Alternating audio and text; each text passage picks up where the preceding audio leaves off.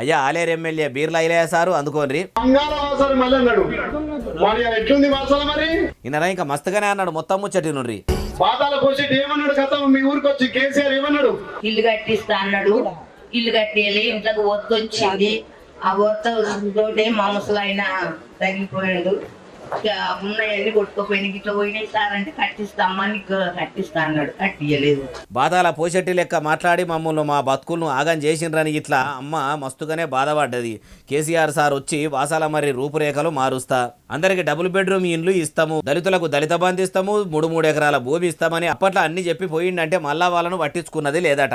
ఇప్పుడు చేయి సర్కార్ ఏలుబడిలకు రాగానే వెంటనే మలి సర్కార్ ఇచ్చిన మాట మీదకెళ్ళి ఇందిరమ్మ ఇండ్ల లబ్ధిదారులకు ఇట్లా ప్రొసీడింగ్ పేపర్లు అందించిర్రట. ఇందిరమ్మ ఇండ్లను కూడా సురువు చేసిర్రట. అయ్యా మంత్రి పొంగులేటి శ్రీనివాసరెడ్డి సారు, మరి మీది అన్నమాట మీదనే ఉండే ప్రభుత్వమే అయితే, మీది ప్రజా ప్రభుత్వమే అయితే ఎన్నికల ముంగట ఇచ్చిన 6 గ్యారెంటీలు కూడా అమలు చేయాలి కదా సారు. అమలక్కలకు కూడా నెలకు 2500 రూపాయలు ఇవ్వాలి కదా సారు.